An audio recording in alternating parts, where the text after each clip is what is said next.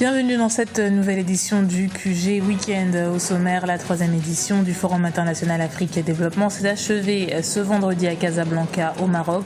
Un rendez-vous à l'initiative des groupes Attijari Wafa Bank et Maroc Export est destiné à renforcer les opportunités d'investissement en Afrique.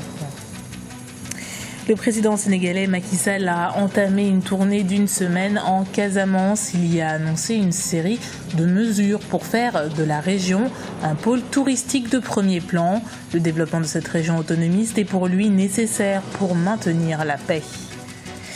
Immersion en Tanzanie, 4e pays producteur d'or en Afrique. Le pays dispose également de pétrole et de gaz naturel. Mais malgré une croissance de son produit intérieur brut de plus de 7% en 2013, le taux de chômage reste encore élevé. La 3e édition du Forum international Afrique et Développement a refermé ses portes ce vendredi à Casablanca au Maroc. Plusieurs centaines d'opérateurs économiques en provenance d'une quinzaine de pays africains étaient présents. C'est la société de transformation industrielle en Côte d'Ivoire, Sotici, qui a remporté le trophée de la coopération Sud-Sud, une récompense remise par le groupe Attijari Wafa Bank, co-organisateur de l'événement. On écoute d'ailleurs son président, Mohamed El Kettani. Au-delà de toute attente, le marché de l'investissement réceptacle des plans nationaux de développement et les banques de projets portées par les hauts représentants du Gabon, du Bénin, du Burkina Faso, du Mali, du Cameroun, du Sénégal et de la Côte d'Ivoire, et que je tiens à remercier chaleureusement pour leur diligence et leur mobilisation tout le long de cette journée et demie, n'a pas désempli. Il fallait sans cesse se frayer un chemin pour atteindre un stand d'un des pays exposants. Chacune de nos contrées manifeste aujourd'hui une volonté pugnace de faire connaître ses feuilles de route et ses dispositifs d'accompagnement. Et vous, chers participants, avez bel et bien manifesté une appétence extraordinaire envers l'acte d'investir et d'engager l'effort de développement intra-africain.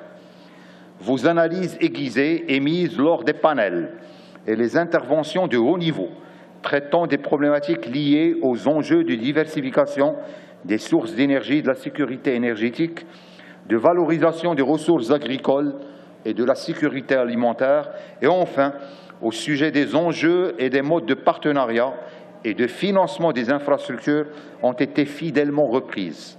Vos recommandations seront retranscrites dans le livre blanc de cette 3e édition du Forum international Afrique Développement, qui sera destiné aux décideurs publics et gouvernementaux.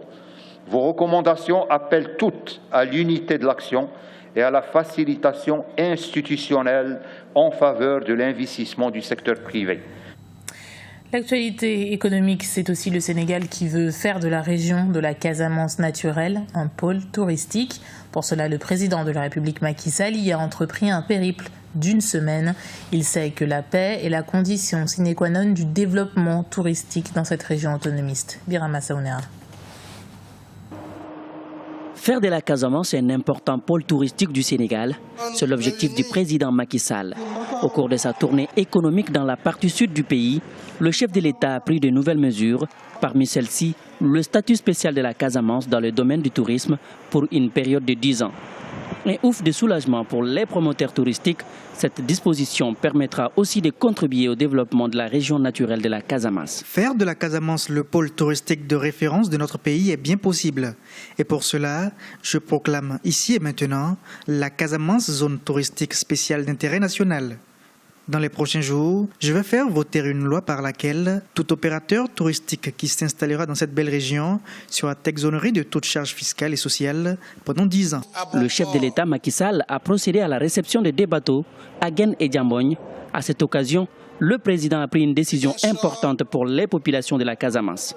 Il s'agit de la subvention du tarif de la desserte maritime Dakar-Ziguinchor à 50%.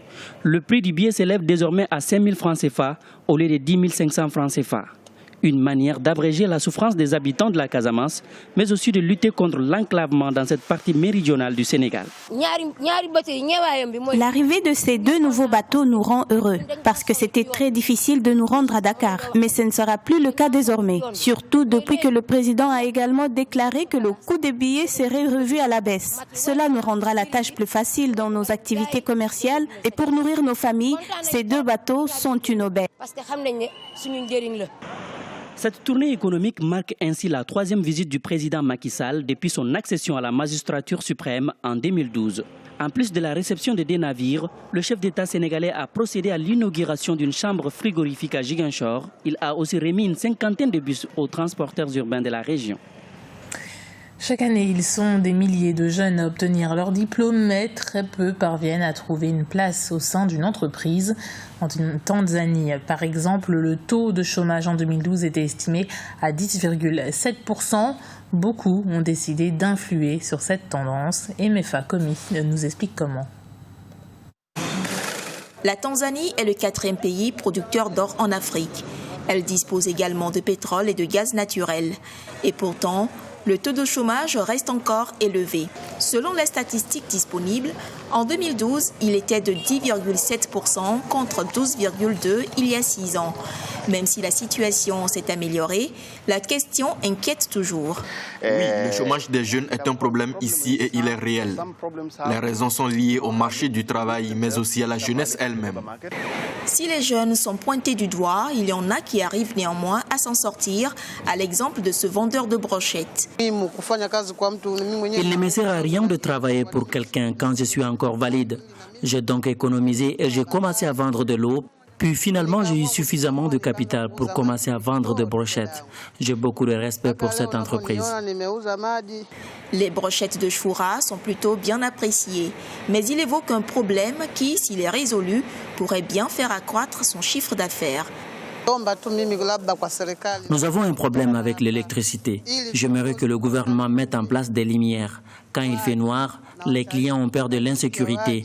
S'il y a de la lumière, les gens peuvent se sentir en sécurité et nous pouvons avoir plus d'heures de travail. Aujourd'hui, face au marché du travail qui offre moins d'opportunités, la seule solution contre le chômage se trouve être l'entrepreneuriat. Certains l'ont compris et depuis, la vie leur sourit.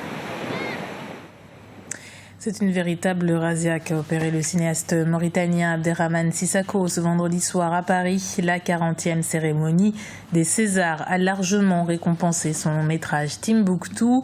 Le film repart avec 7 trophées, dont le prestigieux meilleur film et meilleur réalisateur, meilleure musique et meilleur scénario. C'est tout simplement inédit pour un film africain.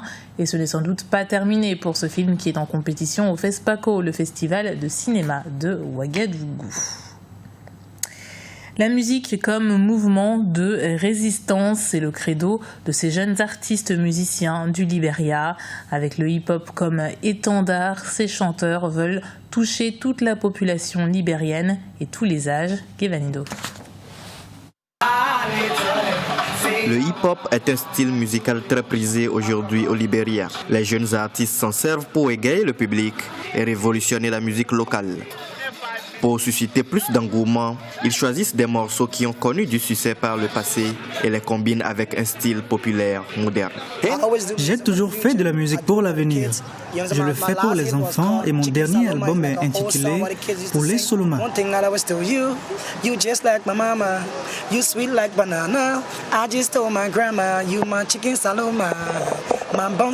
C'est comme une vieille chanson que les enfants ont l'habitude de chanter. Tout le monde la connaît. D'autres messages de sensibilisation de masse sont servis aux consommateurs. Ceci pour permettre à ce peuple qui a récemment connu la guerre civile de retrouver la joie de vivre. Nous avons démarré cette entreprise avec l'intention de soutenir les jeunes artistes libériens.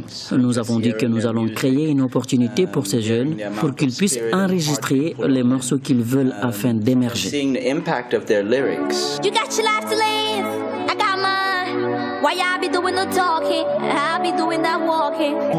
Je veux que les gens sachent que nous nous sommes battus pour en arriver là, après la guerre civile. Le Libéria est le pays que les gens devraient visiter maintenant. Il y a beaucoup de talents ici. Au Libéria, le hip-hop teinté du style populaire local est communément appelé hip-hop. Il est très aimé par la population qui ne rate même pas les occasions de suivre leurs artistes lors des tournages de clips vidéo dans des lieux publics.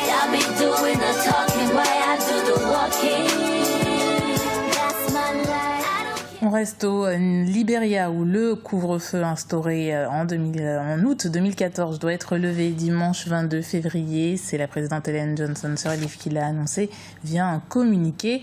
Une mesure dans l'esprit du plan zéro victime d'ici 2 mois, le plan de riposte présenté par la sous-région il y a quelques jours. Une décision également motivée par le nombre actuel des malades du virus Ebola. Il aurait chuté à 5. L'épidémie de fièvre hémorragique qui aura fait au total plus de 9000 morts, dont le tiers enregistré au Libéria.